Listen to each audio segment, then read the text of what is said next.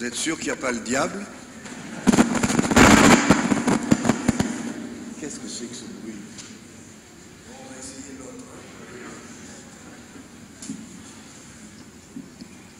Non. On a laissé le diable de l'autre côté. Attention, il faut faire attention à ce pupitre là, Jean-Baptiste, hein, faites attention. Il est habité. C'est un pupitre habité. Donc nous voici rassemblés ce dimanche pour célébrer ensemble le Christ ressuscité. Et en vous regardant, j'aimerais que ça se voie.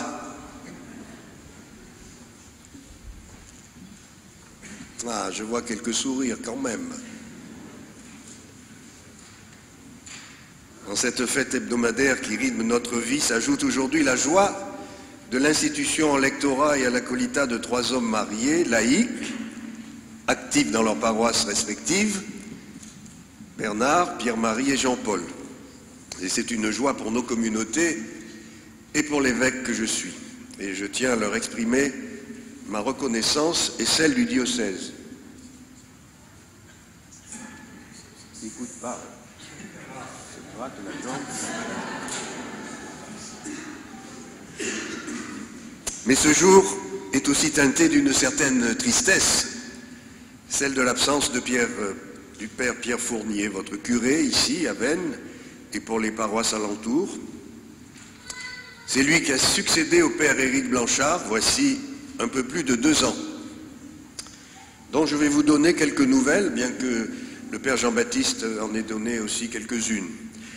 J'ai visité le père Fournier lundi et vendredi à Marseille.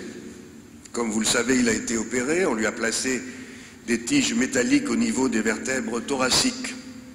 Et il faut maintenant attendre les résultats d'une série d'examens suite à des prélèvements qu'il a été nécessaire de faire. Il est pour le moment à l'hôpital de la Timone, il devrait ensuite aller en rééducation. Lors de ma première visite, il m'a demandé des livres que je lui ai apportés ce vendredi, ce qui prouve que de ce côté-là, tout va bien. Il est toujours aussi boulimique de lecture et de connaissances. Merci au père Jean-Baptiste et Raymond de porter une charge supplémentaire due à l'absence de Pierre. Je peux aussi vous donner des nouvelles d'Éric Blanchard. Je suis heureux de vous annoncer qu'après une longue période de repos, il reprend le ministère dans un autre diocèse, et avec joie, comme au premier jour. Quand je l'avais ordonné prêtre, j'avais bien pris la mesure de son parcours et de ses aspirations. Aussi lui avais-je dit que je l'ordonnais prêtre pour l'Église et non pas à vie prêtre pour notre Église diocésaine. C'est pourquoi, avec mon accord, Éric a été accueilli dans un autre diocèse.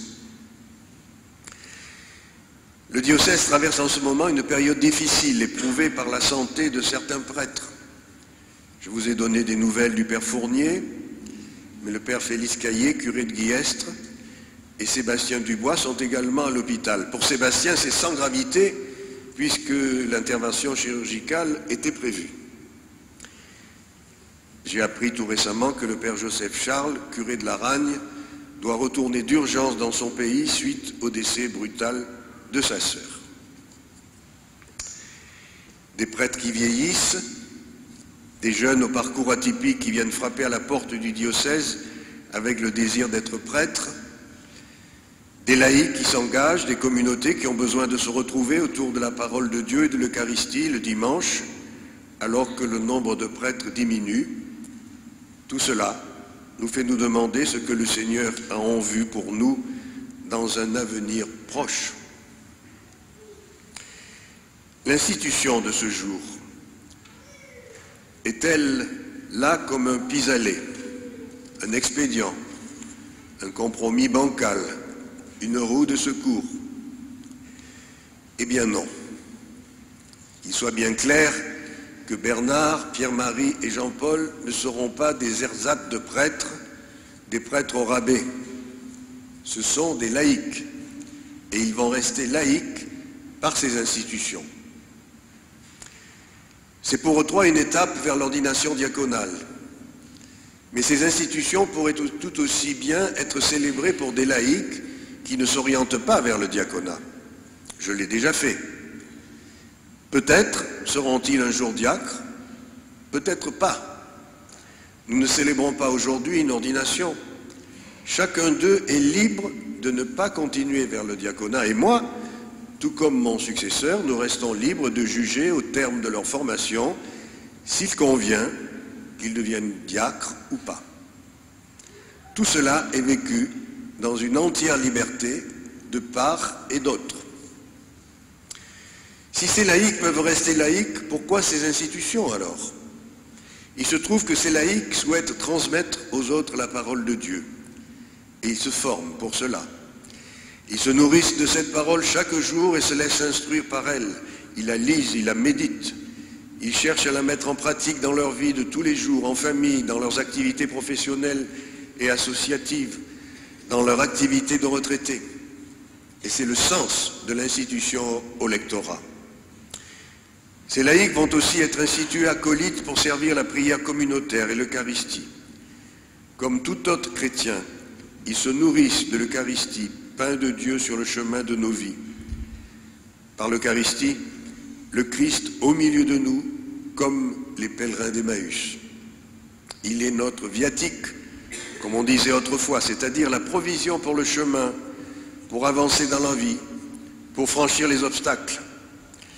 Un randonneur ne part pas en montagne sans ses barres de céréales pour éviter l'hypoglycémie qui coupe les jambes. D'une certaine manière, il en est de même pour nous chrétiens. Nous ne pouvons pas avancer dans la vie sans vivre du Christ, sans communier au Christ présent dans l'Eucharistie. La messe, en revanche, Bernard, Jean-Paul et Paul-Marie ne pourront pas la célébrer, car seuls l'évêque et le prêtre peuvent offrir le sacrifice eucharistique. Mais ils seront là pour distribuer la communion au cours de la messe et après la messe aux malades, aux personnes isolées. Ou bien encore, ils pourront animer une assemblée de fidèles sans prêtre, où le corps du Christ pourra être donné en communion. Bref, viscéralement attachés à la parole de Dieu, à l'Eucharistie, je dirais que ces laïcs peuvent être pour la communauté chrétienne le signe de ce qu'elle est appelée à être, à savoir une communauté qui se nourrit de la parole de Dieu et des sacrements et se tourne vers les autres. La parole de Dieu aujourd'hui, que nous dit-elle? Je reprends quelques versets. Le peuple qui marchait dans les ténèbres a vu se lever une grande lumière. Le Seigneur est ma lumière et mon salut, de qui aurais-je crainte? Aussitôt, laissant leur filet, ils le suivirent. Ces paroles d'hier valent pour aujourd'hui et pour chacun de nous. Chacun de nous, même si nous sommes parfois devenus sourds, est appelé par son nom, tous les jours, à chaque instant. Est-ce que nous en avons conscience?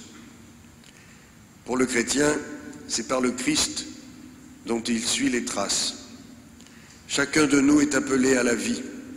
Si nous nous engageons sur des routes de mort, Dieu nous ouvre le chemin de vie. Si nous sommes dans les ténèbres, il nous appelle à la lumière. Si nous mettons nos pas dans les pas du Christ, il nous entraîne encore plus avant. Le chrétien qui met ses pas dans ceux du Christ devient sensible aux appels discrets qui viennent de Dieu et qu'il peut sentir dans la prière. Ce sont ce que les théologiens appellent les motions de l'Esprit Saint. Le mot motion vient du latin motio qui veut dire mise en mouvement. En suivant ces mouvements, sa vie trouve son unité.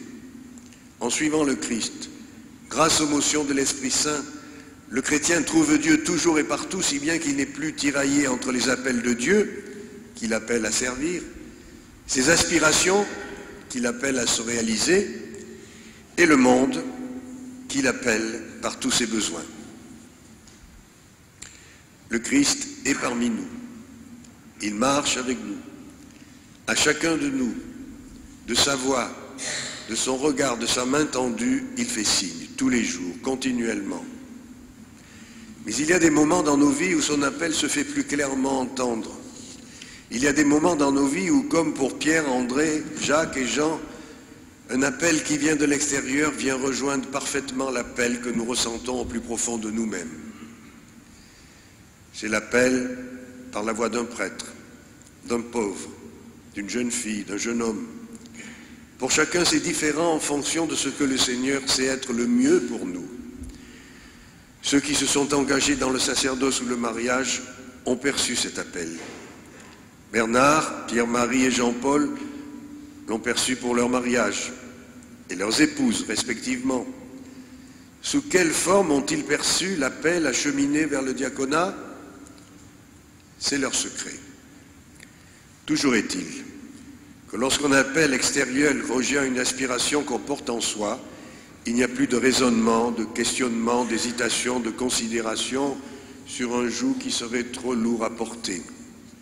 Aussitôt, ils le suivirent, dit l'Évangile. Aussitôt, tout de suite, sans attendre, sans hésitation. On obéit à l'appel sans savoir où cela va nous mener. Mais on sait que là se trouve notre chemin pour apprendre à grandir dans l'amour, pour répondre à notre aspiration d'aimer et d'être aimé. Alors aujourd'hui, par l'intermédiaire de Bernard, de Pierre, Marie et de Jean-Paul, à chacun de nous, le Christ adresse un appel. Lequel? À chacun de le découvrir dans le secret de son cœur. Cet appel est là, en nous. Nous le portons en nous. Parfois, nous essayons de l'étouffer, mais ne voulons pas l'écouter car il engage. Mais il est là. Il n'attend qu'un oui de notre part pour faire éclater le cadre parfois étriqué de nos existences. Nous résistons peut-être, même si nous savons qu'au final nous irons vers plus de joie et de vie. Mais disons oui à Dieu, disons oui au Christ, disons oui aux appels du monde, car c'est là que se trouve la joie.